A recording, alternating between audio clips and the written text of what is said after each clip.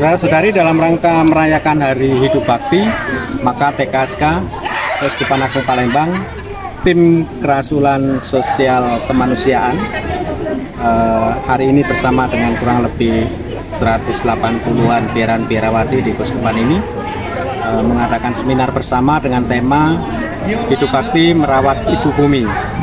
Kemudian dengan seminar Monsinyur Harun memberi satu sesi 2 jam. Kemudian setelahnya ditutup dengan misa, lalu ada pemberkatan tanaman dan pembagian benih tanaman kepada setiap komunitas, setiap peserta.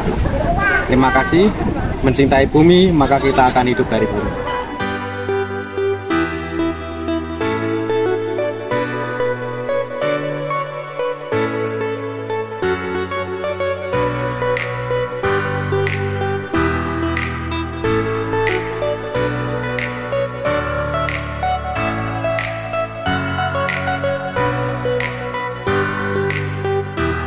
Monsinyur, para romo, suster, bruder, frater, terima kasih atas kehadirannya dan selamat datang di rumah retret ini. Maka kalau kita melihat undangan sesuai dengan undangan itu, maka saya tidak akan berlama-lama supaya tujuan segera tercapai. Beberapa hal saja. Yang pertama, tema pertemuan kita adalah Hidup Bakti Merawat Ibu Bumi. Maka kita mencoba menghidupi ajakan gereja tentang merawat ibu bumi ini. Kemudian yang kedua, hal penting lain adalah iuran. Lalu sekali lagi terima kasih atas kehadirannya. Kita akan merayakan Hidup Bakti, panggilan hidup kita hari ini bersama-sama di tempat ini. Kemudian dalam rasa syukur ini ada begitu banyak komunitas yang mencoba mengusahakan untuk menanggapi undangan kami dan hadir dari SJD FMM Jambi, datang sampai sini tengah malam. Kemudian FSGM Batu Raja, meskipun undangan begitu mendesak tetapi tetap mengirimkan 5 anggotanya. Terima kasih.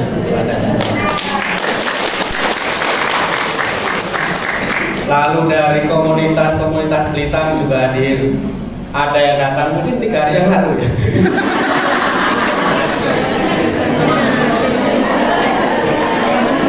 Suster Patris, mungkin ada yang datang 3 hari lalu dari kita, nanti pulang masih menginap lagi. Dari Blitar berangkat tadi subuh-subuh dan pagi sudah sampai sini. Terima kasih Batu Raja dan kita semua yang di Kodia, semua komunitas, hampir semua bisa datang. Maka kita akan mensyukuri rahmat Hidup Bakti ini bersama-sama di tempat ini. Kemudian dalam mendukung pengembangan ekologi, kemudian menanggapi ajakan gereja tentang laut dan bersih, maka kongregasi SCY menghibahkan tanah untuk keuskupan, kemudian untuk biara-biara.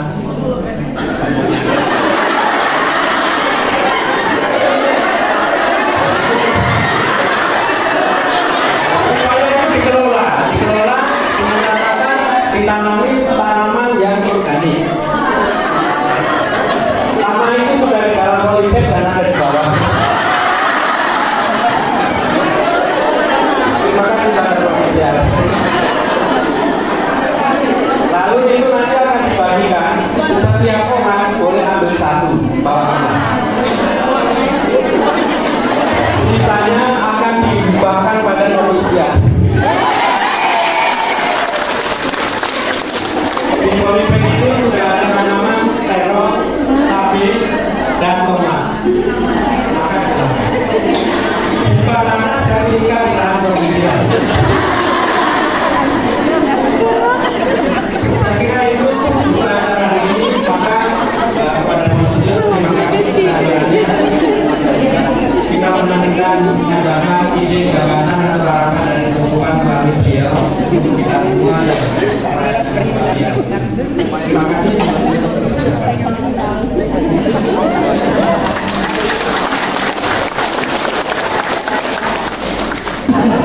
Bapak Uskup Romo Rianto, saya izin sebentar.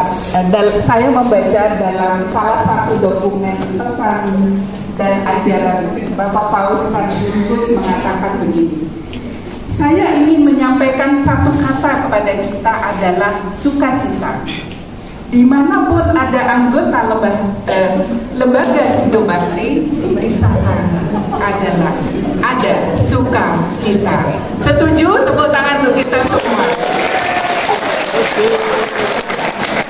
Bapak Uskup dan Romo Rianto, Romo Parman, Sister Patricia dan para sister kita semua, para Romo, untuk memperlancar acara kita, maka seluruh acara ini, waktu ini kami serahkan kepada moderator Romo Agustinus Rianto SI sampai pukul 11.30. Pukul 11, dan kita akan perayaan Ekaristi 11.30. Waktu dan tempat seluruhnya kami serahkan kepada Romo Rianto.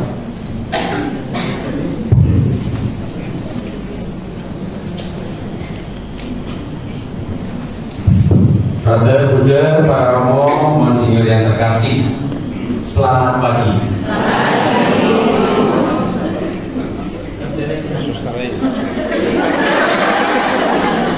Lalu yang kedua, Pak Suster,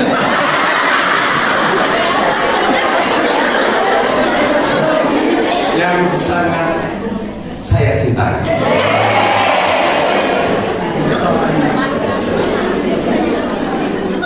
Naik tunggal ke Sekojo. Mari kita berseminar dengan Monsinyur Yuwono.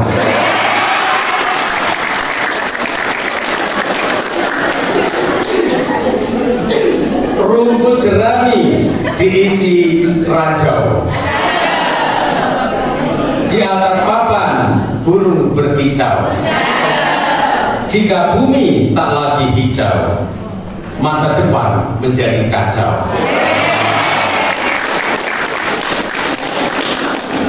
Maka selamat datang di seminar kita dalam rangka merayakan hidup bakti, hidup yang dibaktikan. Terima kasih Romo Rianto.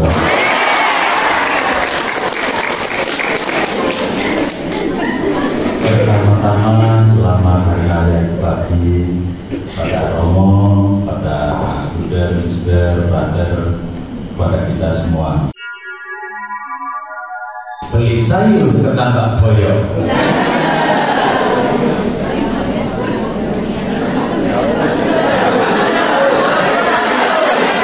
Di masa acar untuk campur mie.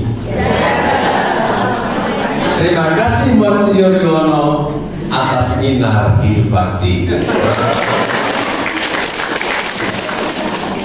Setelah tikungan jalannya lurus, sepeda melaju terus-menerus, kerusakan lingkungan harus diurus, karena itu masalah serius. Satu lagi ini ada, para suster tidak pakai lipstik.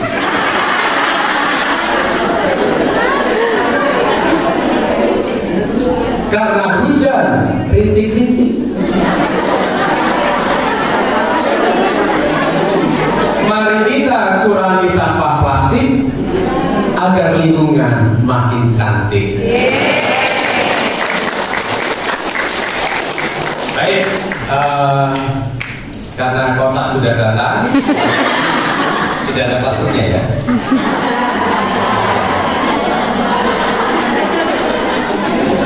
Kita akan ice breaking dulu sebentar supaya kita tetap punya pengharapan. Baru setelah itu para suster boleh menyiapkan untuk sharing atau tanya jawab atau hal yang bisa kita diskusikan bersama.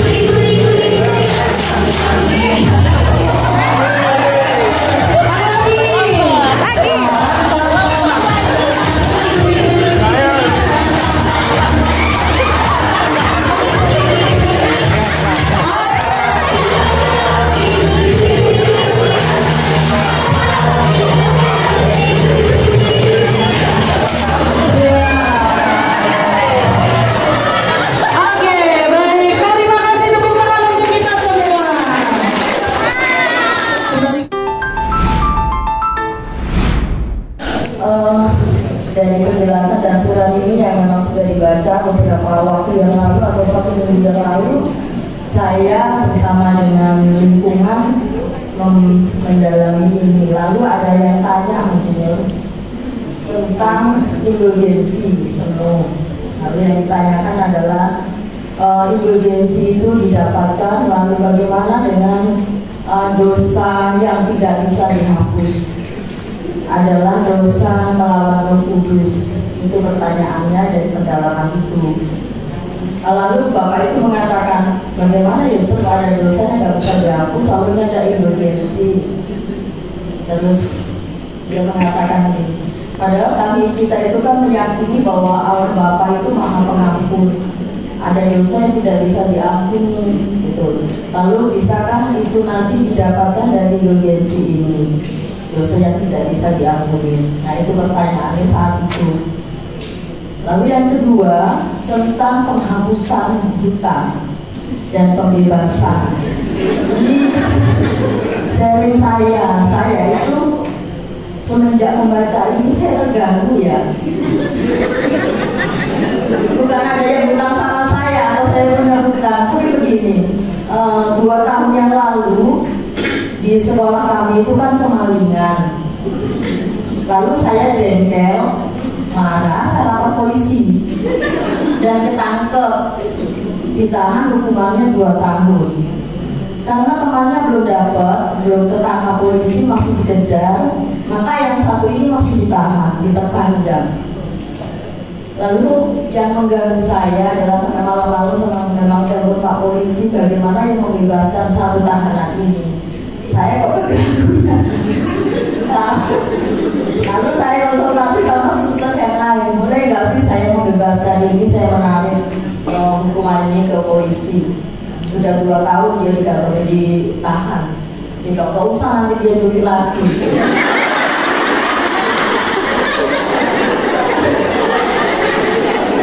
Itu masih jadi sebenarnya saya bergulat ya dengan ini, antara ada 2 orang yang dipenjara. Kenapa? Istrinya dan anaknya dibawa ke tempat saya untuk minta penghapusan ini.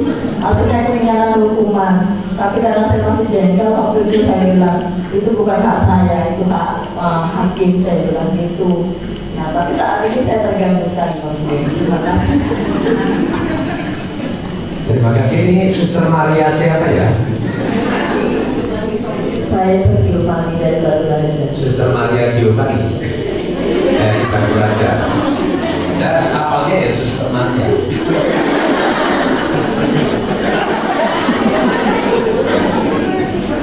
Baik, sharing perlu ditanggapi nggak Suster ya? Perlu. Tapi yang penting pertanyaannya ya, bagaimana indulgensi itu tadi berhadapan dengan dosa melawan Roh Kudus yang tidak terampuni. Nah, ini pemanahnya Pak Uskup.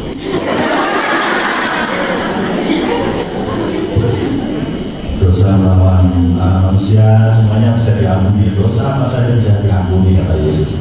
Tetapi dosa melawan Roh Kudus tidak bisa diampuni. Termasuk saya kira dengan indulgensi memang tidak bisa. Tetapi kan apa yang dimasukkan dengan dosa melawan Roh Kudus itu yang harus kita mengerti. Dosa melawan Roh Kudus itu yang walaupun diketahui dengan benar bahwa itu salah, terus dilakukan dan orang tidak mau bertobat. Pertobatan kan syarat diampuninya dosa. Tetapi kalau orang tidak mau bertobat dan kekeh terus-menerus melakukan kesalahan, entah itu kesalahan yang sama atau apa, padahal dia tahu bahwa itu salah, tanpa sedikit pun merasa menyesal, tanpa memperhatikan atau mendengarkan suara hati, maka disitulah Roh Kudus tinggal. Dosa melawan Roh Kudus yang tidak bisa diampuni, tidak menyesal, tidak bertobat, tidak. Maka walaupun masuk pintu suci, entah di seluruh katedral di Indonesia ini pun, tapi kalau tidak ada pertobatan, tidak bisa diampuni.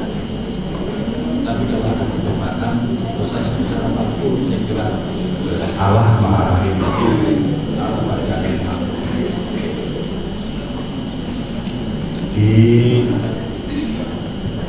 di nota pastoral tentang keluarga yang menekankan, bukan menekankan sebetulnya, yang mengatakan mengenai hukuman bagi yang menikah di luar gereja dengan disetujui oleh orang tuanya, bahkan orang tuanya merayakan.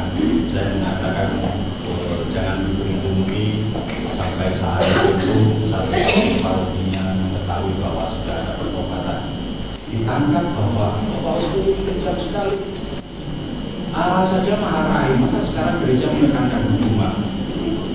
Bukan itu, bukan menekankan hukuman. Tadi dikatakan oleh Bapak Uskup juga bahwa dosa itu mempunyai efek. Masa kita berjingkrak-jingkrak di atas dosa? Dan tidak seperti itu. Maka juga sosialisasi, saya mengatakan jangan menekankan hukumannya dari pihak gereja, tetapi supaya orang hati nuraninya sendiri menegur, mengetuk, mengatakan bahwa kesalahan ini punya konsekuensi. Maka orang harus mengutuk dirinya sendiri, bukan gereja mau menganulir, mau membelokkan kerahiman Allah, bukan. Tetapi bahwa setiap dosa mempunyai konsekuensi. Ada dosa yang mempunyai konsekuensi hukum sipil yang bukan hak kita untuk tolong dikeluarkanlah dari penjara, bukan hak kita. Hukum sipil tentu harus dosa yang mempunyai konsekuensi hukum sipil, urusannya Pak Polisi, urusannya Pak Hakim, ya mereka yang menentukan. Kita tidak bisa punya wewenang bahwa janganlah dihukum, kecuali kalau kita bisa mencabut perkara yang mencabut perkara pun ada konsekuensinya, harus bayar. Monggo saja kalau bisa. Nama saya Stella Noha, saya bertugas di Pandu Edan. Tentang penggunaan sampah plastik. Sampai hari ini rasanya kami belum berhasil karena meskipun sudah bertahun-tahun dianjurkan dengan berbagai seminar. Nah ini saya juga sekarang merasa dilema juga, terutama kalau kita belanja ya semuanya menggunakan plastik, mau bawa dan tempat sendiri alasannya banyak, mungkin repot gitu ya. Tetapi yang mau saya sampaikan adalah panti warga ini kan sering mendapat makanan dari luar, dan itu semua dengan styrofoam, yang hampir semua gitu ya. Dan ya kami hanya bisa memilah sampah plastik atau styrofoam itu dengan sampah yang organik, dan setiap hari itu sampahnya banyak. Nah pertanyaan saya, apakah apa yang bisa dilakukan? Apakah mungkin ya kita membuat satu pengelolaan sampah plastik yang bisa daur ulang? Karena kalau kita pun membuang di TPA, ya mungkin juga hanya akan menumpuk. Nah mungkin ada gerakan bersama, entah ini dari rumah sakit atau mungkin dari kongregasi begitu ya. Mungkin kita yang harus melakukannya sehingga plastik-plastik ini bisa didaur ulang dan bisa berguna lagi. Nah ini pengalaman saya masih ngomong. Dan saya tidak tahu apakah mungkin dari media lain yang bisa mengatasi ini sehingga kita bisa mencintai bumi, merawat bumi dengan mengurangi atau mengolah sampah plastik menjadi berguna. Terima kasih. Ini betul ditanggapi nggak Saudara? Betul sekali. Nah, mungkin keuskupan punya rencana untuk bikin pabrik pengelolaan plastik.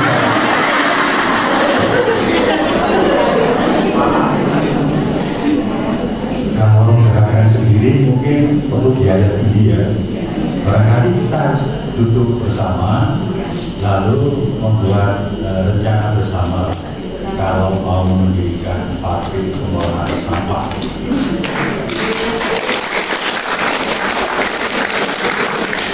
Saya pernah mengusulkan kepada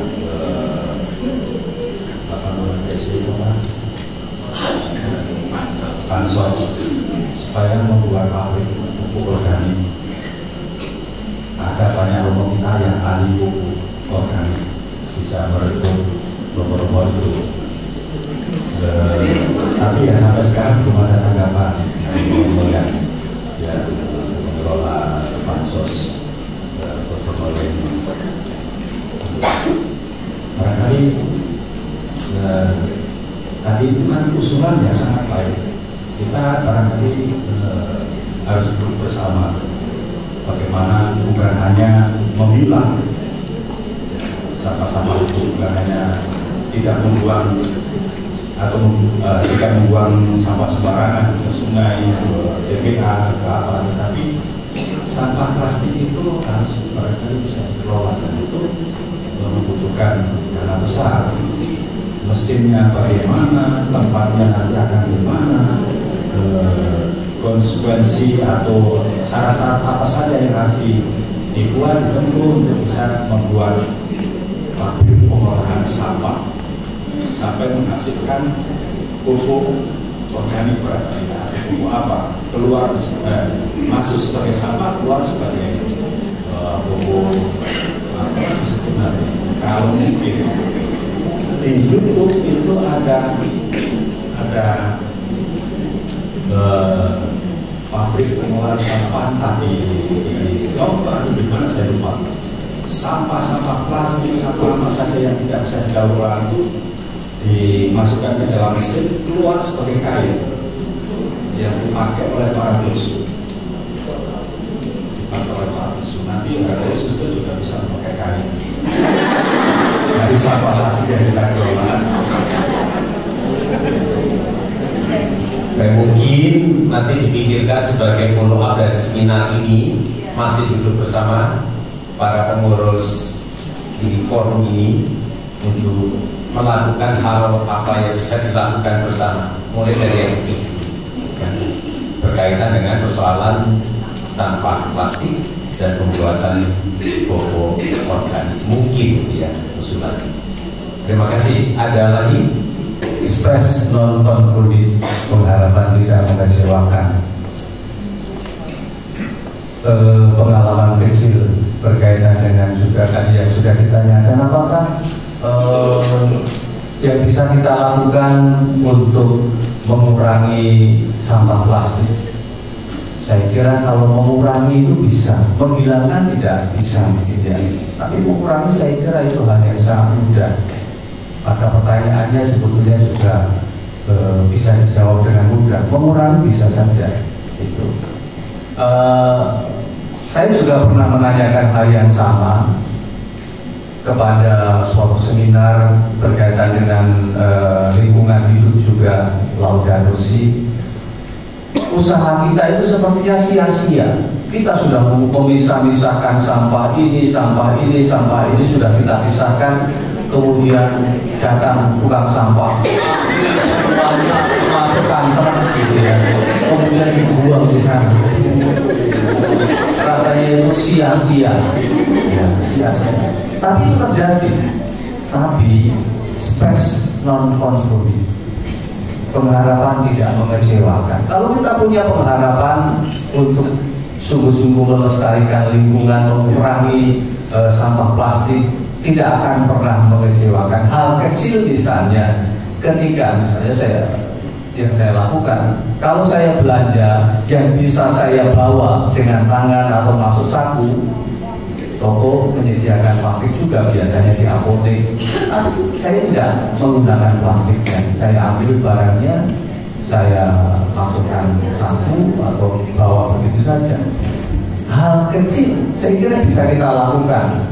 Kita tidak akan menghilangkan sampah plastik, tapi kita mengurangi. Kan hal kecil ya. Saya kira banyak hal bisa kita lakukan demikian. Lalu hal praktis misalnya ketika kita juga membuang sampah bisa mulai memilah-milahkan. Ya, memilah, karena apa? Tukang sampah itu juga mengambil barang-barang yang berharga. Misalnya botol-botol, itu akan mereka ambil, kertas, kardus akan mereka ambil, diselamatkan. Nah, kalau kita membantu dari awal prosesnya itu, botol-botol kita bersihkan misalnya, lalu kita pisahkan, mereka akan sangat bahagia dan kemudian menyimpannya. Tapi kalau kita menyatukan itu dengan sampah yang lain yang sudah bau-bau, mereka juga tidak akan mengambil, mereka akan membuang saja. Ini hal yang kecil yang mungkin bisa kita lakukan. Sekali lagi, kalau kita punya pengharapan, maka tidak akan mengecewakan apa yang menjadi cita-cita kita bersama. Saya kira itu sharing saya. Terima kasih. Akan punya rencana untuk bersama. Nanti Presiden yang akan membawa dan KPK ini duduk bersama, termasuk juga dengan keuskupan. Memang tidak mudah. Dari semangat dunia global, walaupun di mana-mana ada gerakan laut dan bersih, itu masih banyak orang yang tidak merasa risih dengan semua kebiasaan lama yang mengatur-aturkan plastik di mana-mana, di sungai, di laut dan seterusnya. Karena itu maka Bapak Suki melanjutkan laut dan bersih dengan laut dan hiu. Itu karena itu dunia ini masih terus terancam dengan sangat serius terhadap pencemaran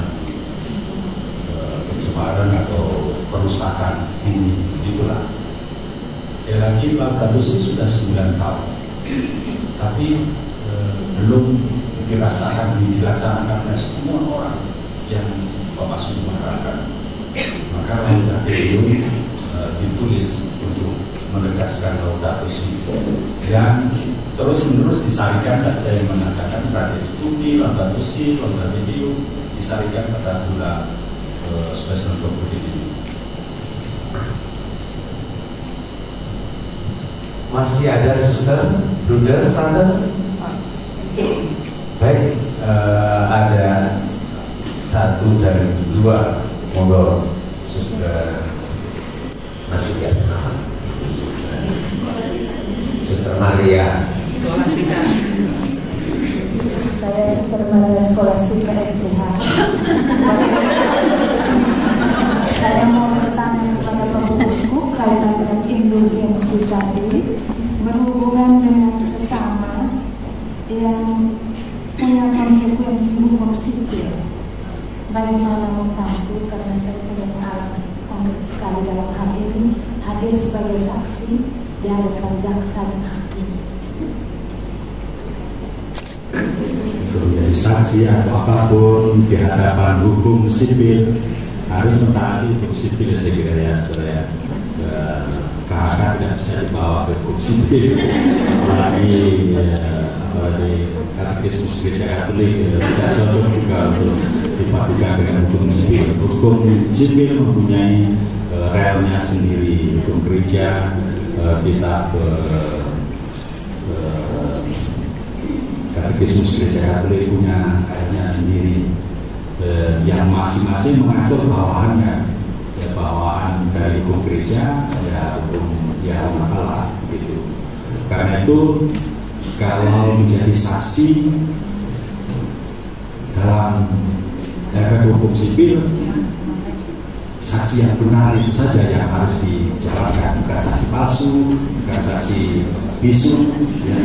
Kalau tahu bahwa memang demikian ya demikian, gitu ya, misalnya. Terima kasih. Saya Suster Maria Krista. Tadi ada kalimat hutan ekologis di surat kembali Bapak Paus. Salam Bapak Paus. Saya tergelitik dengan kalimat itu, lalu tadi ada sharing dari beberapa suster Leonora dan juga Romo Parman. Apa yang kita lakukan pada generasi ini dengan hutang ekologis itu artinya kita berhutang dengan generasi berikutnya. Begitu. Artinya kalau kita saat ini kurang peduli terhadap lingkungan dengan segala kerusakannya, kita membebankannya kepada generasi berikutnya. Begitu. Lalu tadi Romo Parman sudah memberikan contoh-contoh simpel. Sebenarnya menurut catatan tahun 2015 itu ada TPA di Garut yang longsor lalu menyebabkan ratusan orang meninggal karena TPA itu yang longsor. Lalu kita sendiri mengalami beberapa waktu yang lalu, 3 tahun atau 2 tahun yang lalu begitu, TPA Sukawinatan kebakaran dan kita semua sesak dalam beberapa hari begitu. Lalu saya juga mengunjungi TPA beberapa kali, tempat pembuangan akhir sampah itu. Lalu kita mendapati bahwa bukan hanya soal sampah persoalannya, tetapi juga soal kemiskinan begitu yang ada di sekitar situ, dan juga anak-anak putus sekolah. Lalu juga peredaran narkoba mulai masuk di situ. Nah, ini sebenarnya menjadi untuk saya menjadi sesuatu apa yang harus kita lakukan sekarang begitu. Minimal seperti yang sharing Romo Parman tadi, kita berusaha dari diri kita. Apa sampah yang ada itu sebenarnya, karena di Kenten itu saya tinggal di komunitas Kenten dekat pasar, dan 60% sampah itu adalah sampah organik begitu, yang tadi kata Romo Parman sudah dipisah lalu kemudian dijadikan satu, semua ditumpuk di TPA begitu. Lalu kemudian dari peristiwa ini, lalu juga saya pernah berjumpa dengan pengurus dari TPA mengatakan, suster, mulai dari rumah suster. Artinya sekalian buang sampah di kota, kalian bersihkan sampah di kota, kalian buang sampah di sini begitu. Lalu saya bertanya, apakah pemerintah kurang atau ada ide apa untuk mengurangi sampah ini begitu, dan belum ada gerakan itu. Lalu yang saya pikir yang bisa kita lakukan adalah meminimalis sampah yang keluar dari rumah kita, dari biara kita, dari komunitas kita. Artinya kalau misalnya kita mau minimalis, contohnya kalau misalnya kita ada pesta-pesta, kita mungkin bisa mengurangi penggunaan aqua begitu misalnya. Kita bisa menggunakan minta maaf saya tidak sedang ngomong apa, tapi maksudnya hal simpel yang bisa kita lakukan begitu. Atau apa sampah itu, meskipun benar bahwa sampah plastik seperti aqua itu punya nilai jual ekonomisnya, bisa dibuat biji plastik lalu kemudian dijual, tapi yang kita maksudkan bukan nilai ekonomis atau bisnisnya, tetapi bagaimana dari kita meminimalis sampah yang keluar dari biara kita itu untuk meminimalis, maksudnya tidak terlalu banyak yang dibuang ke TPA, tetapi juga tidak membakar, karena ternyata membakar mengeluarkan gas metan yang lalu mengganggu ozon begitu. Itu tetapi juga tadi dikatakan, Monsinyur mengatakan bagaimana kalau kita duduk bersama begitu. Saya pikir kita bisa bekerja sama dengan beberapa pihak, misalnya bank sampah. Apakah kita yang buat bank sampah, atau setahu saya di Palembang ada beberapa bank sampah yang bisa memilah itu, atau bahkan juga kita bisa kreatif. Selain kita meminimalis, kalau memang minimalis tidak bisa, ya kita kreatif, mau diapain itu sampah. Artinya kita merasa tanggung jawab. Sekarang kita semua biarawan-biarawati ada di tempat ini, maka kita mulai dari kita sesuai dengan tema itu, dan seperti yang dikatakan Bapak Uskup. Itu saja, saya tidak bertanya, Romo, saya hanya sharing saja. Terima kasih. Ada 2. Dari surat gembala itu saya memang berpikir untuk merenungkan, misalnya tadi kami itu menjadi cara baru untuk hidup bergereja. Padahal itu sebetulnya sudah cara lama, justru dasar dari hidup bergereja kita. Justru malah kita kembali ke dasar-dasar awal bagaimana kita hidup bergereja.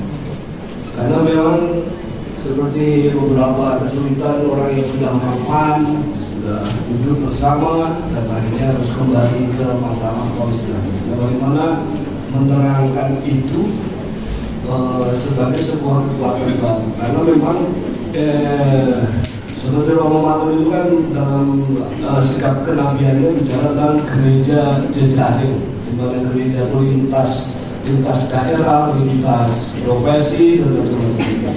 Sementara kita kembali kepada kekuatan dasar kita, yaitu gereja basis komunitas basis gereja. Jadi dua kekuatan itu kan semestinya menjadi sebuah dipadukan menjadi cara hidup bergereja. Maka mungkin ada sedikit banyak mungkin kesulitan untuk menjelaskan ketika harus bagaimana kita sudah duduk, sedangkan memakarkan bahwa lingkungan itu begitu tidak mudah.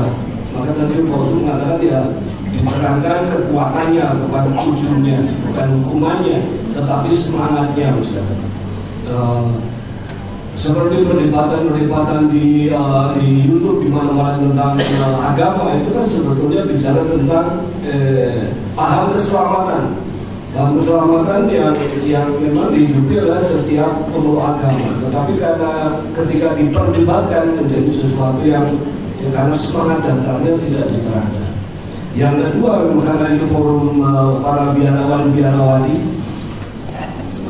Pertanyaan sederhananya, karena kalau kita bicara KBG misalnya, itu kan bicara tentang bagaimana teritori segala itu. Sementara para biarawati itu seperti orang di ghetto, hidup di biara, dan kita ini hidup di biara dan tidak selalu beraktivitas secara real di lingkungan masing-masing. Mungkin Bapak Usu bisa menghantam kami bagaimana peran kami ambil bagian di dalam hidup komunitas gereja di sekitarnya macam-macam. Karena ini tidak selalu mudah.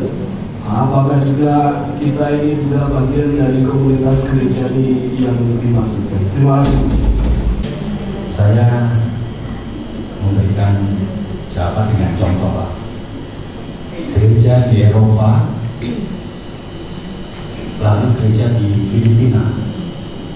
Orang datang ke Ekaristi berdiri sedekap, pasif begini saja. Lalu ketika komuni, setelah komuni pulang, tidak kenal satu sama lain, siapa tetangga siapa sebelahnya, dan dia ikut menyanyi. Ada teks di sana, tapi semuanya diam, kecuali kor yang hanya beberapa orang di depan, 3-4 orang saja. Bahkan ketika Romo mengatakan Tuhan sertamu, kor itu yang memandu menjawab dan sertamu juga. Ketika saya LinkedIn di Filipina 2 bulan, saya diajak ke stasi oleh pastor paroki di tempat yang sedang akan digalakkan KBG. Pastor paroki itu membawa pembaca dari paroki untuk stasi, membawa alat-alat musik supaya bisa memandu orang-orang di stasi itu untuk ikut menyanyi, membawa pelatih penyanyi dan pelatihnya. Cuma seperti itu yang sudah digerakkan 40 tahun di Filipina pada waktu saya ke sana. Gerakan KBG, gerakan yang menjaga basis gereja ini. Di selatan itu katanya sudah aktif, sudah dilakukan gerakan-gerakan bagaimana memilah sampah, bagaimana protes akan perlindungan hutan. Itu juga gerakan KBG, peduli pada lingkungan, peduli pada sesama di sekitarnya.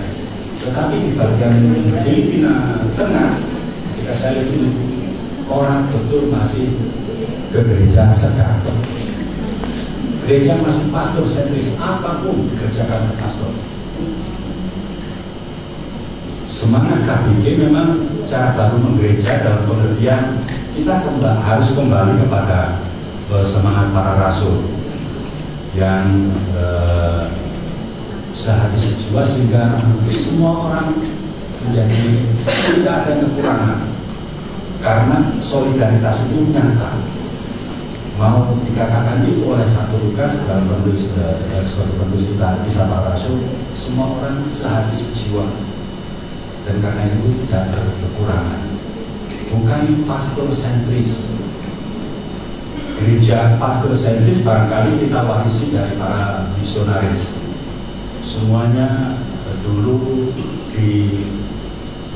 dikerjakan oleh para pastor, para suster, entah itu mengajar calon pemandian, mengajar calon perkawinan, mengajar calon pemulih pertama, pastor, suster. Umat sedekap, diam diri. Sekarang saya kira tidak harus seperti itu. Kalau kita dulu merasakan seperti itu oleh para misionaris, kita harus maklum karena belum ada orang-orang yang mempunyai katakanlah kemampuan untuk mengajari dan itu. Tapi ketika zaman sekarang sudah begitu banyak orang bisa dilibatkan, ya tidak semua harus berdasarkan pastor dan suster. Jadi KBG bukan hanya soal finansial, orang harus mandiri, harus nyumbang gereja dan seterusnya, tapi umatlah sekarang yang harus merasakan bahwa umat Allah itu ya semua orang. Kemudian komunitas-komunitas apakah juga bisa menjadi bagian dari KBG? Semangatnya saya kira setiap komunitas harus mempunyai semangat sehati sejiwa, bukan saling membedai karena kita cocok ya sarapannya nantilah harus dia sudah sarapan, saya nanti saja. Sehari sejiwa, senasib penanggungan, itu ya bagian tak terpisahkan dari dirinya. Dan dalam kegiatan rohani saya kira pendalaman iman itu harus juga dilakukan oleh komunitas-komunitas bersama. Tidak harus bahwa ya karena komunitas ini berada di lingkungan ini maka jumlahnya sekian anggota, boleh dikatakan satu keluarga, ini dihitung menjadi bagian dari 10 keluarga yang diharapkan. Saya kira tidak, bahwa komunitas-komunitas yang berada di tengah Tuhan, kalau para anggotanya mau ikut doa KBG, pertemuan KBG, silakan saja. Tetapi saya kira semangatnya itu yang pertama-tama harus menjadi menghidupi kita, tidak mengasingkan yang lain, tetapi merangkul dan jangan punya komunitas dan kering sedang apa kalau kita hindari malah justru apa. Tetapi orang lain bagian tak terpisahkan dari kita. Semangatnya itu perlu yang begitu. Terakhir Suster Maria. Saya Suster Martina dari Martina dari Jambi. Jadi saya mewakili dari SJD, kami berdua dengan Suster MM, satu kami bertiga datang dari Malang jam 12 sampai di sini. Saya mau mengucapkan terima kasih kepada Bapak Uskup kita yang telah mencernakan tentang KBG ini, terutama yang saya alami di Jambi itu kebanyakan wilayah-wilayah kami itu tidak mau dipecah karena banyaknya semuanya begini, makan ramangan kumpul adanya. Jadi kalau pertemuan duanya itu senang sekali, tapi di dalamnya itu sebenarnya pasif, seperti tidak ikut terlibat seperti itu. Tetapi setelah dicanangkan ini mulai digeluti tentang KBG di wilayah-wilayah dijelaskan tentang KBG, lalu sudah mulai ada yang mau bisa dan mereka mau terlibat untuk kegiatan-kegiatan kerohanian baik di gereja maupun di wilayah. Itu yang pertama. Yang keduanya, saya juga mau berbagi pengalaman saya tentang sampah itu. Saya terutama rela dikatakan aneh karena apa? Di sekolah itu saya selalu mengatakan kepada anak-anak itu, tolong sampahnya di sebelum mulai belajar kita kumpulkan sampahnya, ambil sampah-sampah di laci, semua dikeluarkan. Tapi meskipun saya ngomong seperti itu, iya, mereka itu ternyata tidak buat kalau kita tidak keliling. Lalu saya masih harus keliling di laci-laci, nah ternyata itu bekas makanan tutup, keluarkan seperti itu. Jadi meskipun orang-orang muda ini, meskipun diomong kalau kita tidak nah, itu ternyata juga banyak yang tidak bergerak, satu yang bergerak. Lalu saya juga mereka dikatakan aneh karena apa? Setiap di sekolah itu selalu banyak sampah, di membuang sampah itu sembarangan. Kalau saya mengambil itu malah anak-anak mengatakan suster itu aneh. Kan sudah ada tukang bersih kebun, kenapa suster harus ngambil? Kenapa salahnya kita sambil lewat supaya sambil mengajari seperti itu. Lalu sampah itu kalau ada tutupnya, anak sekarang itu juga kebanyakan tidak mau membuang sampah, membuka tutup itu juga sangat sulit. Itu pengalaman saya. Jadi akhirnya saya kesel dia kebawaan kalau sampai tutup sekalian, nah silakan masukkan seperti itu. Jadi kalau ditutup itu hanya membuka aja, mereka itu sampai dulu dalamnya kosong padahal seperti ini. Dan itu beberapa kelas saya mengalami seperti itu pada sekolah besar. Dan saya merasa berat kalau itu saya sendiri. Dan kadang-kadang guru pun juga teman-teman juga tidak peduli. Jadi, tetapi di sini saya juga mendapatkan penentuan tadi tidak ada pengharapan yang akan terjadi. Selalu ada pengharapan. Jadi saya selalu punya pengharapan dan saya di sini juga merasa diteguhkan. Saya tidak sendiri ternyata bahwa saya tidak boleh putus asa. Terima kasih. Kita sekalian semoga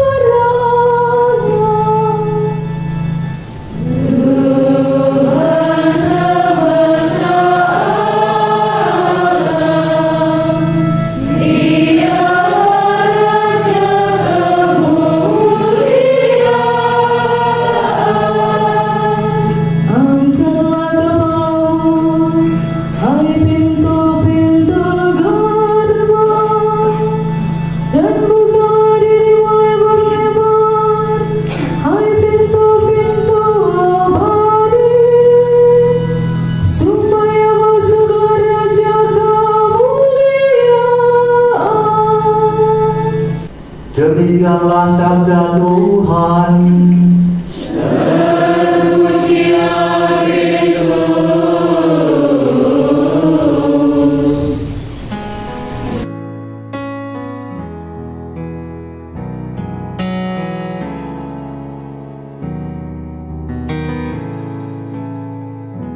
Bless the Lord, oh my soul, oh my soul, and worship His holy name.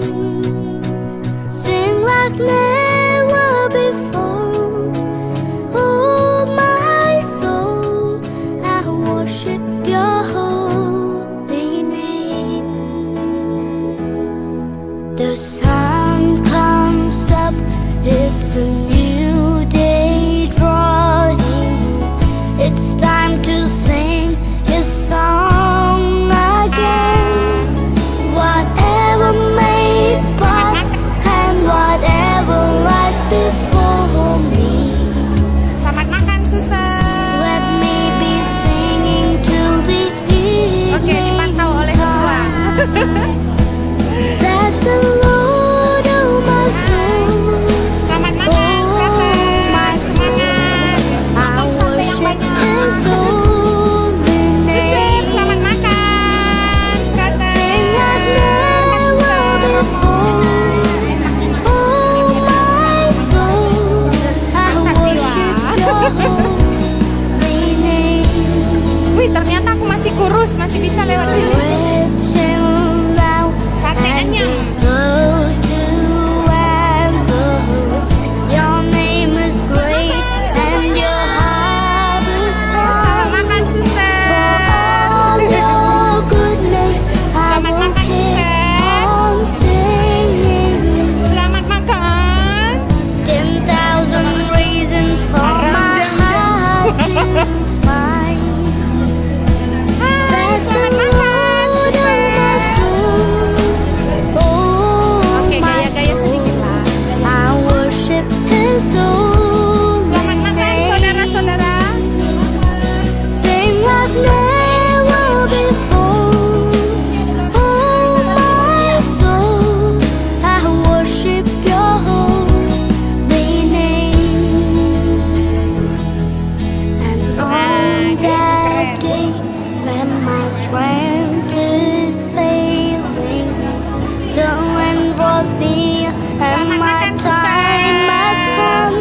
konsumsi. Selamat Still my soul will sing your praise. Panitia tuh harus